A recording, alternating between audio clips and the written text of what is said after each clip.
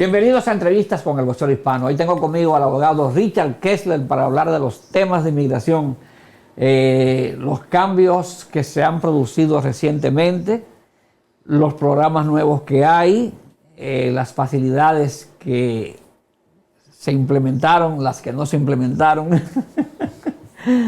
¿Cómo está usted, abogado? Estamos Bienvenido. bien, feliz año.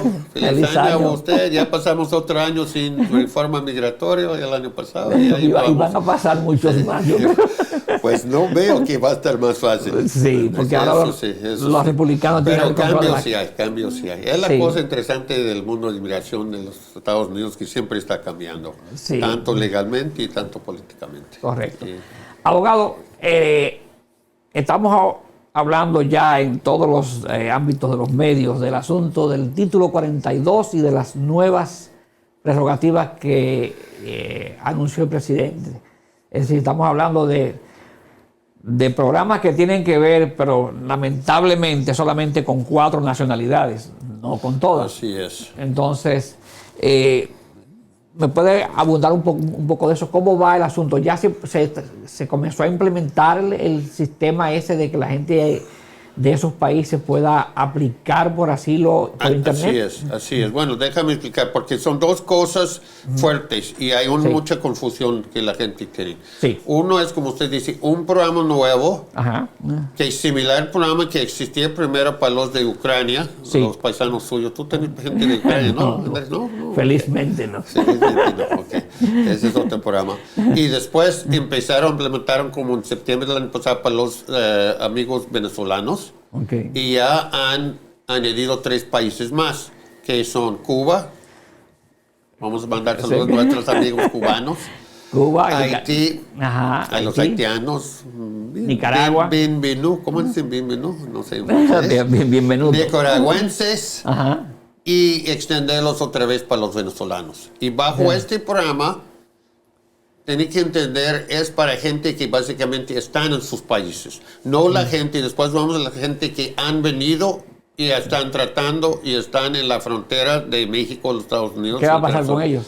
Ahorita vamos, esa es parte número 2, vamos a hablar de eso, porque hay 2 programas. Entonces, para la gente que están en sus países, hay un nuevo programa que lo van a otorgar 30,000, es una clase de que se llama parole, es un estatus de protección. Dejarlos, entrar a los Estados Unidos legalmente y hasta que le otorguen un permiso de trabajo por 2 años. Los requisitos, ahí está el detalle. Además, después hablamos un poco de la política, que es justo o no es justo y por qué solamente ese país, pero vamos a explicar qué es el programa. Entonces, las personas necesitan de tener que se llama un patrocinador. El patrocinador tiene que ser una persona que básicamente está legal en los Estados Unidos. Tiene que tener por lo menos el programa del TPS, residencia permanente, porque TPS es por muchos años, pero no es el patrocinador. Sí, el agente que está patrocinando. Sí. O ciudadanos norteamericanos. Sí. Esas personas llenan una planilla.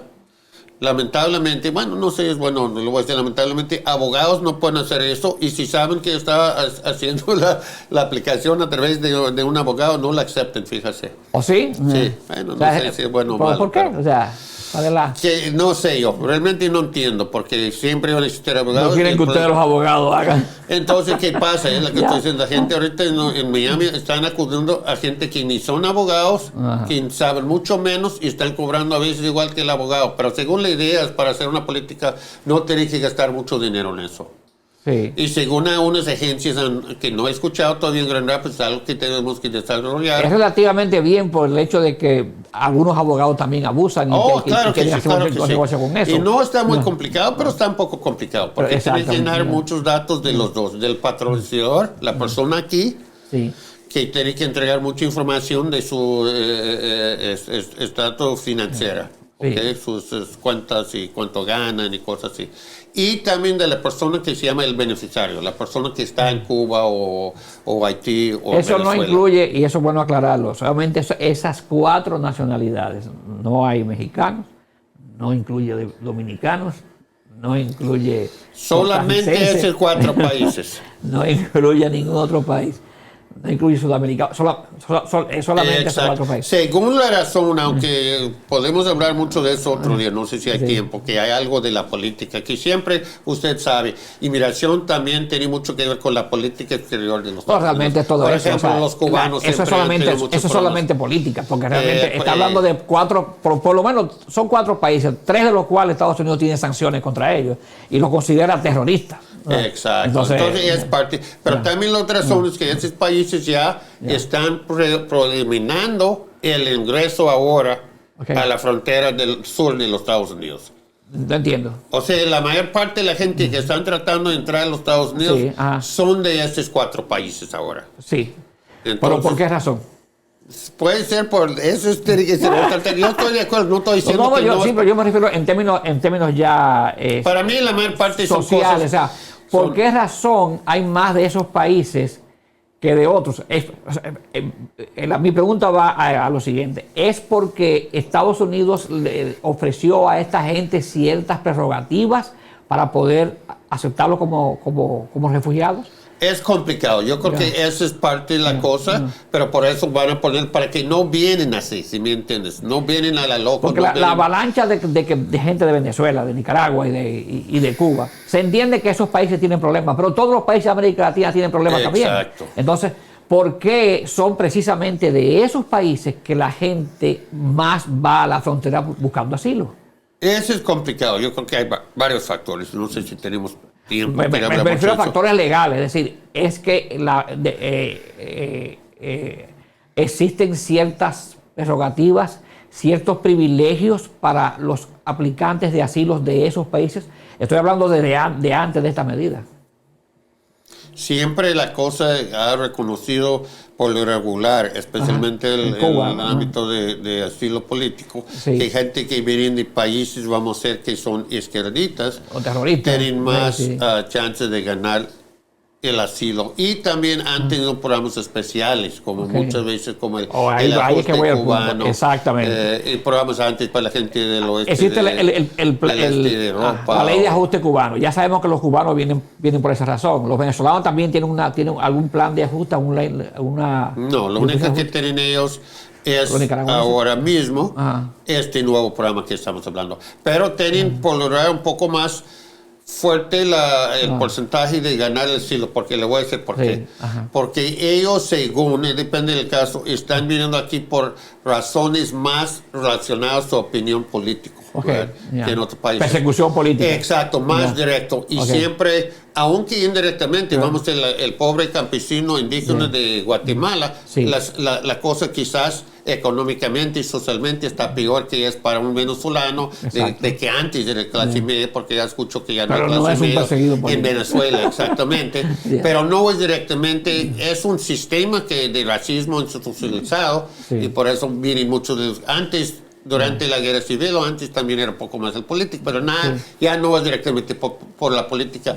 En Nicaragua, y yo creo que estoy convencido, porque he hablado con muchos nicaragüenses y muchos venezolanos, sí hay discriminación por estar opuesto al partido. Por ejemplo, tuve un caso que saqué un nicaragüense ayer de Barocruz, ganamos el caso. Hay persecución política. Persecución política. Exacto. Él fue a una marcha.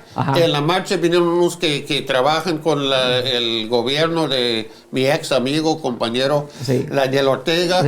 Lo golpearon. Después lo atropellaron y hasta que tiraron balas a él y mucha otra gente y mataron a gente. Y él tuvo una bala, me enseñó, tenía todo comprobado con fotos y cosas así.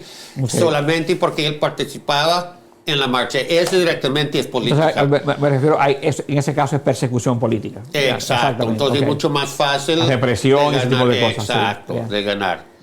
Mientras el hondureño que dice, yo vine aquí porque tuvo unas cosas, quemaron mi casa, pero ¿quién fue? Fue un grupo de, bueno, ellos dicen maras, de pandillas que el gobierno no puede controlar, pero no viene necesariamente directo del gobierno. Quizás hay muchos oficiales del gobierno que trabajan con ellos, corrupción, y hemos ganado a veces casos por eso. Es relativo también porque hay muchos países donde hay persecución política.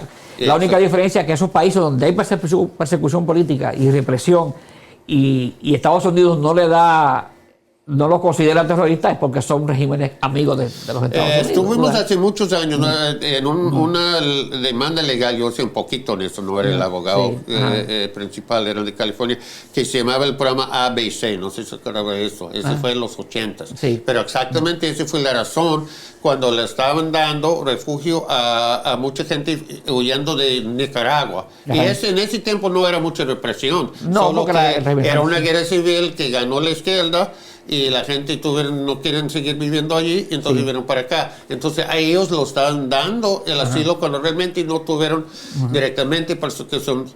Pero en ese tiempo también había más persecución, por ejemplo, en Guatemala, en El Salvador, en contra de la izquierda. En contra de ¿Por qué no hicieron eso nunca en Honduras, por ejemplo? Exacto. Entonces a ellos no lo estaban aprobando. Entonces hubo una demanda y tuvieron que cambiar la política. Pero ese fue exactamente el tema. De por qué un guatemalteco lo están denegando, aunque dijo, sí, me golpearon por ser miembro de una organización laboral, lo que sea. Sí. Y al nicaragüense, que ni fue miembro, solo decir, no, este Ortega es muy malo y a lo mejor me va a hacer algo. ¿Sí me entiendes? La verdad es que haya represión o no haya represión, es asunto político del departamento. Y eso siempre ha sido una cosa. Es cierto, que es un asunto político del Departamento de Estado. En términos, o sea, en términos legales, entonces, lo importante es que en términos legales, por lo menos esas 4 nacionalidades. Para mí la más importante es la de Haití, que son los que están pasando una situación más... Una miseria que está. Yo estoy hablando con haitianos por la delincuencia, por la economía. Y hay el caso de Cuba, porque recuerda que Donald Trump impuso 53 medidas nuevas de sanciones contra Cuba. Exacto, es la cosa. Que Biden no las ha quitado, Sí, la situación económica ha empeorado en Cuba. Y según hablando con algunos cubanos, ¿no es cierto?, está un poco más represión que antes, no sé. Yo supongo que sí, porque después que hubo aquella manifestación ellos deben estar mucho más. Exacto. Y el problema en Cuba es cierto que si uno va a una manifestación sí puede tener problemas. Sí. Que es un poco distinto que en México pueden tener 500 políticamente Domingo, ¿por qué no le quitan las sanciones a Cuba? ¿Por qué Biden no hizo eso? ¿Por qué mantiene la política de ultraderecha de Trump? Yo estoy de acuerdo, no sé exactamente eso. Yo pensaba pero eso son harina de otro costal. Exacto, de una política más abierta para Cuba, pero es como ¿Qué otras prerrogativas nuevas tiene migración para personas? Eso es para la gente que están afuera. Y si hay problemas, si han tratado de entrar, no califican, o si están adentro o que han pasado a México recientemente, esta gente no califican. Y obviamente no todo el mundo tiene gente que le pueden, ¿cómo se llama?, ofrecer de ayudarlos, o sea, eso de patrocinarlos. Sí. Pero también, como les digo, a veces hay iglesias, otros grupos que están coordinando eso. Ese programa para la gente de afuera de venir 30,000 por año, permisos de 2 años. Y tiene que venir por vía aérea. El otro programa es para la gente que ya están en la frontera de México. Ese es un programa donde la gente que se llama CBP1, que es un aparato, no un aparato, ¿cómo se llama? Una plataforma. Donde la gente se registra en un teléfono smartphone, teléfono inteligente. Tiene que está bloqueado, no pueden aplicar si no está en la frontera México-estadounidense. Y también yo creo que en alguna ciudad de México más grandes, donde hay mucho... Dame ver si entiendo. Pueden aplicar por un celular. Exacto. Es decir, hacerlo desde un celular. Exacto. Pero un celular de ellos. No, de la persona, sí. De la persona, exacto. Entonces... el Departamento de Inmigración tiene que estar seguro de que esa persona que está aplicando desde ese celular está conectado a algún Wi-Fi de inmigración en la frontera. No. Pero según yo no sabía mucho de eso, es una cosa técnica. Pero hay cosas que pueden ver de dónde están llamando a la gente. Entonces tienen este sistema, no me acuerdo cómo se llama este sistema. Entonces ellos pueden ver, esta gente está llamando de Houston, Texas, para afuera. Están llamando... está llamando de Rusia. Están llamando de Rusia, para afuera. Entonces ellos tienen que llenar la planilla. Es una información básica, no es mucho cosas, datos biográficos, y después le otorgan una cita fija. Yo creo que son 7 lugares en la frontera de México, los Estados Unidos. Yo creo que Bronzeville, Laredo, Paso Águila, Eagle Pass. Eso es en virtud del acuerdo con México de que esa gente se quedara en México y no entrara a Estados Unidos por el asunto del título 42, ¿no? Exacto. Okay. Entonces, ese se llama una excepción al 42. Okay. So, viene la entrevista, si pasan, tienen que, cuando viene la entrevista, yo creo que toman sus biométricos a ver que no tienen récord y cosas así. Sí. Yo creo que también tienen que enseñar que han tenido la vacuna. Sí. También más reciente del ¿cómo se llama? Del COVID. Del COVID. O hay unas pocas excepciones que hay gente que no tiene que hacer eso. Okay. Y si todo sale bien, entonces le dejan entrar adentro de los Estados Unidos y después pueden pedir asilo. Básicamente para gente que van a pedir asilo. Esos de ese segundo programa, de esa segunda plataforma, están incluidos dentro de los 30,000. No tienen nada que ver, son completamente separados. O sea, y puede ser de otros países. Uno puede ser de Honduras, puede ser de Guatemala, puede ser de Colombia. ¿Los que están en la frontera? Exacto. No tienen que ser de los 4 países. Eso está interesante, sí. Porque por lo menos... Yo creo, y eso no estoy 100% seguro, pero estoy chequeando, los mexicanos no están incluidos en eso. Pero hasta sí lo voy a agregar porque no estoy 100% seguro. Sí, exacto, sí. O sea...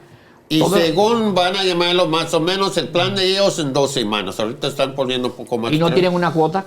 No, ese no tiene cuotas, no. Solo el problema es que se va a empezar a atrasar, creo yo. Mientras según están poniendo más gente en la frontera para atenderlos. Otra cosa relacionada a eso también, entonces... van a poner más gente oficiales de asilo, asylum office, para hacer las entrevistas o procesarlos o los CBP. A la misma vez, según van a poner más agentes, eso es diferente, pero algo negativo en la frontera para castigar. Si la gente que no pasen por este programa, que están diciendo que la plataforma es CBP1, y lo tratan de entrar legalmente o solo llegan a la frontera, lo van a devolver. ¿Cómo esa gente consigue ayuda de un abogado? Hay grupos no gubernamentales y hasta grupos, yo creo que no estoy seguro, pero yo tengo entendido del gobierno de México que están segundo apoyando a la gente. Y algunos abogados también, algunos voluntarios o también de grupos no gubernamentales que están ayudando. En estas 2 plataformas, ¿cuál es la participación de los abogados? ¿En qué entran los abogados? Solo ayudarlos a explicar cómo es el programa. Después, cuando están aquí adentro de los Estados Unidos, van a tener más probable otra entrevista más formal del asilo o lo van a pasar a la Corte de Inmigración. Entonces, allí es donde pueden tener un abogado. En la entrevista formal del asilo, y aunque no lo dejamos, yo he participado muchas veces en esas entrevistas de asilo. Lamentablemente, nosotros no podemos hacer mucho. Tenemos que escuchar, y si hay cosas que no son claras, pues él dijo esto, la otra, y al fin podemos hacer unas preguntas. Le preguntan al abogado algo que usted quiere añadir, alguna pregunta, la otra. Después podemos dar un sumario. Esos son muy informales. Es una entrevista de media hora hasta 1 hora o 2 horas con un intérprete que el gobierno provee, que por lo general son por teléfono. Y hay unos que hacen en Chicago o otras ciudades cuando la gente aquí están. Pero ese puede ser hasta que por gente detenida. ¿Y los que están detenidos, actualmente? ¿Qué pasa con ellos? Ellos tienen derecho de pedir una cosa que se llama la entrevista creíble.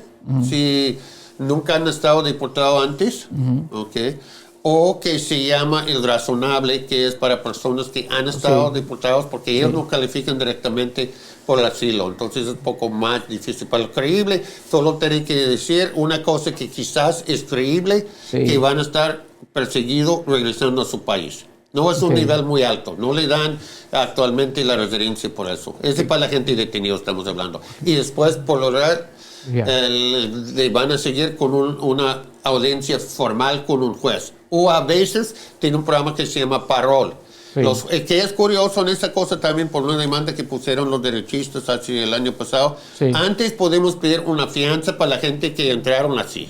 Y salir bajo fianza. Aunque a veces era 5 o 10 mil dólares, mucho dinero, pero si tienen pariente lo pagan. Ya los jueces no lo pueden otorgar fianza. Pueden hacer la audiencia, pero van a estar detenidos. Pero hay un programa que se llama parol, que es diferente, es menos formal, a través de inmigración. Uno puede aplicar, tiene que enseñar dónde va a vivir, con quién va a patrocinarlo, etcétera, y también... Es una protección temporal. Y lo dejan salir para acá, pero sin pagar fianza, y después seguir el caso con un juez. En la corte. en la corte, exactamente. Ese programa sigue también y estamos haciendo, porque una cosa le iba a comentar, mucha gente no sabe, porque están escondidos, están encerrados. Ahorita, por ejemplo, en Battle Creek, hay mucha gente que están trayendo de la frontera, porque tienen tanta gente detenida. Son gente que fueron detenidos intentando cruzar la frontera. Por lo regular son, no todos, pero la mayor parte también son de esos. ¿Y qué hubo del países. asunto de que del Return to Sender? Es decir, de ese programa de esa prerrogativa de inmigración. Ellos han pasado, le dejan también aplicar, que si van directo de la frontera, a una cosa lo echan. Es decir, si yo soy mexicano... no a la frontera, ¿cómo se llama? Al control de aduanas. Si yo cruzo la frontera ilegalmente y me agarra un agente del Border Patrol, ¿qué va a hacer conmigo? Ellos todavía tienen que preguntarse si vamos a regresar, pero pueden pedir una cosa que se llama el creíble. O sea, decirle, yo tengo miedo de regresar a mi país y le dan esas cosas que se llama el creíble o el razonable, pero están detenidos por mientras están programados para estar regresados. ¿No los devuelven inmediatamente? No necesariamente. Los que llegan al centro de, ¿cómo se llama?, de aduana formalmente, sí devuelven. Ok, o sea, si tú entras a aduana diciendo, mira, yo vengo yo soy a pedir asilo, van a decir, ok, devuélvete. Y la otra gente le pueden poner para hacer devuelta, pero si ellos insisten en un permiso de trabajo, el miedo de regresar, lo pueden detener. Okay. Le pasan si ellos insisten en que están perseguidos en su país, le hacen esa cosa que se llama entrevista creíble o razonable. Sí. Y si pasan eso, tienen la opción que a veces le dejan salir bajo parol o de esperar detenido a una audiencia con un juez. Y mucha de esa gente, como le digo, le han mandado para acá, para Michigan. O otros estados. No pocos en Michigan, la mayor parte. ¿Qué tantos solicitantes de asilo de esos 4 países de la plataforma que presentó el presidente hay aquí en Michigan? No, en Michigan hay pocos que han llegado. Hay pocos cubanos, pocos nicaragüenses. Sí, hay algunos que no están en este programa de la plataforma. Hay gente que antes pasaron por este programa, como le dicen, el parol. Y la han dejado venir. Entonces, hay algunos, yo tengo bastante cubanos, nicaragüenses, venezolanos. Antes de terminar, abogado, ¿qué no ha habido ningún tipo de prerrogativa nueva para ayudar a las personas que no son necesariamente de esos países, sino que están solicitando, no digo yo asilo, sino están solicitando su documentación? Lamentablemente no hemos tenido ningún progreso en yo creo que está hablando más de gente que ya están aquí. Que ya están aquí, que están indocumentados y que necesitan... la única cosa, el viernes pasado, es un poco distinto, pero a mí me gustó este plan, aunque no ayuda a todo el mundo. Es que un plan que pusieron a través del DHS en coordinación con el Departamento de Labor, que dar unas protecciones a personas que quejan de abusos laborales, que son documentados o no ciudadanos. Entonces, por ejemplo, si una persona lo están robando su sueldo, como dicen, no lo están pagando tiempo y medio, que dice, cállate y usted es ilegal, debe estar contento que tiene un trabajo, si no, pues que te vamos a correr y tiene que ser que realmente tenga ese problema, porque van a aparecer muchos por ahí que lo van a agarrar y van a decir, abusaron de mí en el trabajo, y le preguntan, ¿yo tú trabajas? No, yo no trabajo.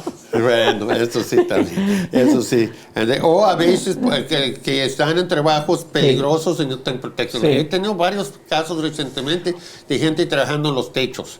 Que tengo 2 casos bien serios y no pusieron las cosas de seguridad y no están documentados y a lo mejor esa es la razón.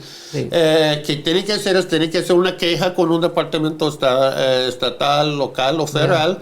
Después el gobierno, el departamento del gobierno tiene que reconocerlos, hacer que acepten la queja, aunque no han decidido, pero está en proceso.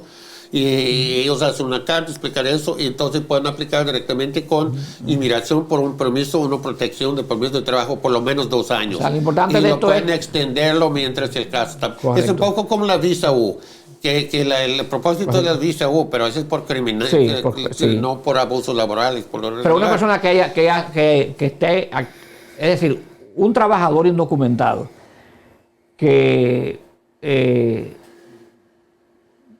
en lugar de pagar el sueldo mínimo, vamos a pagar $6 la hora. Suponte que un trabajador indocumentado pone una demanda junto con un abogado contra su patrón. Esa es otra cosa. También pueden hacer eso también. Pueden hacer las dos cosas. O sea, pueden poner una demanda en contra del patrón porque le deben. Y también pueden hacer una queja con el departamento de labor. De labores, exacto. Sí. Y pide esta carta. O sea, que es importante que los trabajadores indocumentados sepan que no tienen que tener temor ni dejarse explotar. Exactamente. Que ellos pueden, aún siendo indocumentados, pueden hacer un proceso legal contra su patrón. Exacto, porque siempre han existido que pueden poner una demanda, pero el problema de la demanda, el corte puede ser, le deben 3 días de trabajo, hace una costilla y dura 1 año para que le paguen eso, y es más, me pueden discriminar. Pero pueden poner una queja en el departamento de labores.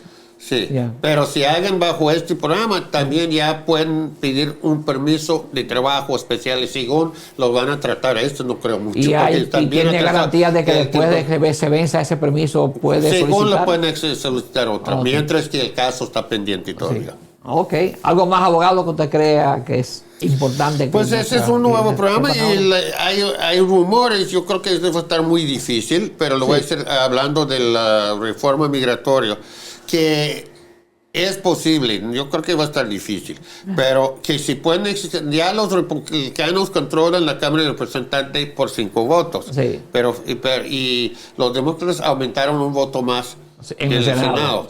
Pero las cosas han puesto más, ¿cómo es la palabra? La división está más fuerte. Está más apretado el asunto. Exacto, pero hay una gente que están tratando de que se puedan juntar en la Cámara de Representantes 5 votos republicanos. Hay algunos, porque hay algunos latinos representantes en la Florida, en California, algunos que son morados. 5 no es mucho. Que se ponen de acuerdo con una cosa que por lo menos por la reforma migratoria, casi todos los demócratas han sido unidos, que es diferente. Hace 15 años la razón que no pasó es que no pueden unir todos los. Siempre había uno que no todos, porque recuérdate de Manchin. Sí, exactamente, es otro en el Senado, pero es posible si se pueden juntar unos 5 en la Cámara de Representantes y después ahorita se pueden convencer a como tú dices, el senador de Virginia del Oeste y la otra de que se puso independiente, Sheets de Arizona, si pueden hacer algo, por ejemplo, para quitar el programa que se llama de los filibusters, que hemos hablado muchas veces, que requiere 60 votos, o hacer otra clase de manera de que se pueden hacer una cosa que más descarga, porque en la Cámara de Representantes los republicanos que controlan, ya sabemos toda la cosa, la locura de elegir a el vocero, el loco bueno, no sé el loco, ¿no? Pero de California. Pero si pueden hacer un programa que se llama descargo, si tienen la mayor parte de 230, si tienen 218 representantes, firman un papel diciendo de un programa para los del DACA, algo así. Entonces no tienen que esperar que el vocero de la Cámara de Representantes lo pase. Pueden sacarlo, va al Senado, y si el Senado cambia un poco, es posible. No sé. Eso quizás será más probable o posible. Estamos esperando a la Corte Suprema Corte todavía que ellos deciden de DACA.